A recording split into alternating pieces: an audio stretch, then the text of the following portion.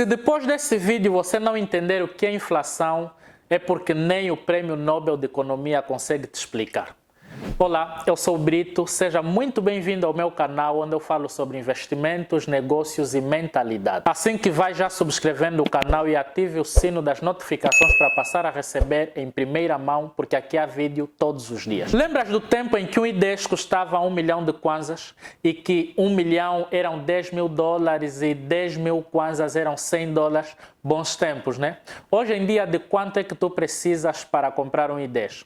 E eu tenho uma história bem engraçada sobre inflação, porque quando eu me inscrevi para fazer a faculdade de medicina, alguém me disse que escolheste um bom curso porque o médico ganha 500 mil kwanzas. Eu disse, uau, 500 mil kwanzas são 5 mil dólares. Eu estudei durante 7, 8 anos com ano de idioma e depois de terminar, o médico ganhava mais ou menos 500 mil kwanzas, mas hoje em dia nem 1000 dólares são. Isso se chama inflação, que é a perda do valor do dinheiro e, consequentemente, a perda do poder de compra desse mesmo dinheiro. A inflação pode ser gerada por diversos fatores e eu vou enumerar alguns que não serão todos, mas que vão te ajudar a entender exatamente como é que se gera a inflação. O primeiro fator é a diminuição da oferta e aumento da procura. Numa economia de livre mercado, os preços são dominados pela lei da oferta e demanda. Ou seja, quando existe muito produto em circulação e pouca procura, isso faz com que os preços diminuam. Exatamente acontece no preço do tomate no tempo seco. E da mesma forma, quando há muita procura e a mesma oferta ou uma oferta reduzida, os preços tendem a subir. Isso acontece normalmente no final do ano, quando todo mundo quer produtos para as festas e tudo sobe porque aumentou a procura e a oferta permaneceu a mesma ou até diminuiu. O segundo motivo é o câmbio. Numa economia como a nossa, totalmente dependente de importação e cuja sua moeda é fraca, tudo o que acontecer ao dólar arrasta toda a economia com ela. Então, quando existem dificuldades de divisa, o câmbio tende a subir porque a procura pela moeda aumenta e a oferta é pouca ou se mantém igual. Isso faz com que todos os preços dependentes de importação subam. E a nossa economia, como é totalmente dependente de importação, todos os preços acabam por subir. Então, um dos principais fatores da inflação na nossa economia acaba sendo o câmbio. Terceiro, aumento dos custos de aquisição. Quando a produção de um determinado material é cara, todo material vai ser caro. Mas aqui eu quero te dar um exemplo do combustível. Quando o combustível está 100 kwanzas, toda a matéria tem que ser produzida de alguma forma. Quando você aumenta os custos de produção, isso impacta no preço final e gera inflação. Um exemplo que eu vou te dar é com combustível aqui em Angola. O combustível era 60 mil kwanzas, parecia que tudo era barato. Quando subiu para 160, pareceu que tudo subiu. E agora que está 300 kwanzas, também tudo subiu. Por quê? Porque a maioria das coisas precisam de combustível para serem produzidas e ainda que não precisem de combustível para serem produzidas, o frete e a transportação desse material precisa de combustível. Então, a subida do custo do combustível acaba impactando no preço final do produto e isso gera inflação. Então, o aumento dos custos da produção também gera inflação. Quarto, impressão de moeda. Eu sei que isso não tem a ver nem comigo nem contigo, mas o nosso governo é o responsável pela impressão de dinheiro no nosso país. Só que a impressão de dinheiro não pode ser feita de maneira arbitrária. Ela tem que ser feita de acordo ao nível de produção nacional ou ao nível de importação. Porque quando o governo produz muito dinheiro, isso acaba afetando a economia. Eu já ouvi pessoas que me disseram o seguinte: se o nosso problema é dinheiro, nosso problema é pobreza, por que o governo simplesmente não imprime mais dinheiro, distribui para as pessoas e acaba com a pobreza? Meu amigo, isso deixará toda a gente mais pobre ainda. Por quê? Porque se nós temos produto na quantidade de 100 e produzirmos moeda na quantidade de 100, haverá um equilíbrio em que cada produto vai custar 1. Mas se tivermos produtos na quantidade de 100 e imprimirmos moeda na quantidade de 1000, no equilíbrio, cada produto vai custar 10. Ou seja, que quando você mete muito dinheiro em circulação, imprimes muito dinheiro, o que vai acontecer é que o produto fica mais caro porque a moeda perde o valor. Não existe equilíbrio na economia. Então, quando o governo imprime muito dinheiro, ele afeta negativamente a economia, gerando cada vez mais inflação. Isso é o que acontece hoje em dia na Venezuela, em que com 1 milhão não consegues nem sequer comprar um papel higiênico e que é muito mais fácil limpar-te com o dinheiro do que comprar papel higiênico. Mas agora, não faz muito sentido eu te falar tudo sobre inflação. Eu acredito que até agora já conseguiste entender o que é inflação e alguns fatores que geram a inflação e que não adianta explicá-los todos, porque se és alguém como eu que só se interessa de investir e crescer o seu dinheiro, com estes fatores já estás bastante esclarecido. Mas agora, como proteger o teu dinheiro da inflação? Isso é o que é o mais importante. Então vou te dar algumas dicas que vão certamente te ajudar a combater ou a prevenir o teu dinheiro desse fenômeno, desse ladrão que é a inflação. Primeiro passo para vencer a inflação. Se você for o consumidor final, você receberá todo o impacto da inflação e nunca vais conseguir realmente vencer ela. Primeiro deixa-me dizer que esse canal é para pessoas que se interessam por investimentos, negócios e mentalidade. No entanto, eu vou direcionar as estratégias de vencer a inflação nesse sentido. A primeira dica que eu gostaria de te dar é a seguinte: crie negócios de alta rotatividade.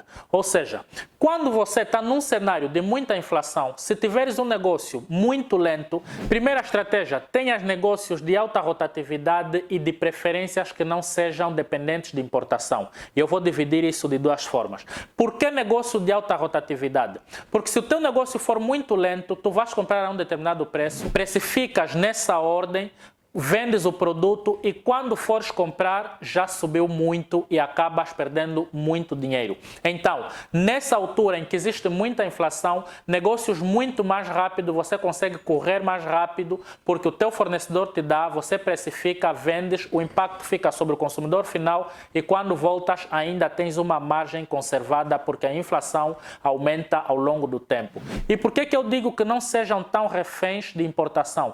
Porque o principal fator da inflação em Angola é exatamente o câmbio. E quando você lidar com negócios que são dependentes da importação, você é refém do câmbio. Então, se fizeres negócio de alta rotatividade que não são totalmente dependentes do câmbio, você tem uma chance de proteger o teu dinheiro contra a inflação. Segundo, invista em ativos nacionais que estejam associados à moeda estrangeira.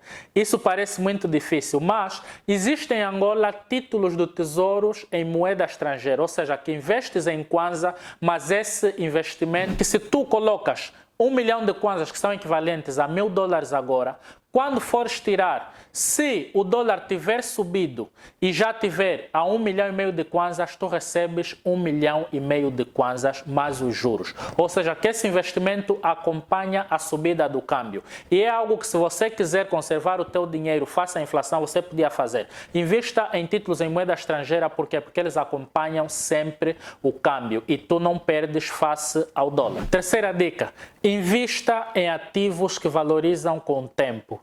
Você já ouviu aquela frase que quem compra terra não erra? É exatamente verdade. Historicamente, os ativos imobiliários como terrenos, casas e propriedades sempre valorizaram com o tempo. Então, se você tem um dinheiro e queres conservar ele ao longo do tempo, uma boa opção seria comprar terras, comprar casas, construir para valorizar ao longo do tempo, porque nunca perde. Eu mesmo já comprei terrenos em 2013, 2014, que hoje não venderia nem pelo triplo do valor que eu comprei. Isso é uma reserva e te faz realmente vencer a inflação. Então, investe em ativos que valorizam com o tempo. Quarta dica, tenha o teu dinheiro numa moeda forte. Atendendo que na nossa economia, um dos principais motivos de inflação é o fator cambial, ou seja, a desvalorização da moeda face ao dólar e ao euro, faz todo sentido se quiseres preservar o teu capital, conservá-lo numa moeda forte, numa economia forte. tenha conta no estrangeiro, deposite aí dinheiro e faça a sua economia ali. Por quê? Porque se o Kwanza valorizar ou desvalorizar, o teu dinheiro permanece o mesmo. Então, tu só tens vantagens se colocares o teu dinheiro, parte do teu dinheiro, numa moeda forte. É uma boa forma de se proteger quanto à desvalorização da moeda e, consequentemente, à inflação. Quinta estratégia, invista no estrangeiro. Considere fazer parte dos teus investimentos no estrangeiro. Se você comprar imóveis ou cotas de imóveis, porque existem fundos imobiliários no estrangeiro, você consegue não só proteger o teu dinheiro contra a inflação aqui, mas ainda consegues lucrar sobre as taxas que eles te pagam lá fora. Então é uma estratégia muito boa, porque por mais que amemos o nosso país, a nossa economia é fraca, a nossa moeda é fraca.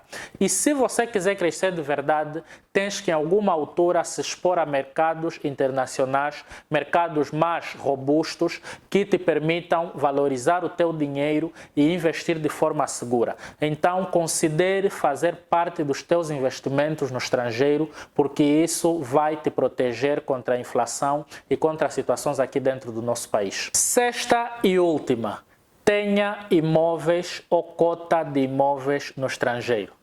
Eu disse anteriormente que quem compra terra não erra, quem investe no imobiliário não erra, quem investe em imobiliário no exterior mais ainda.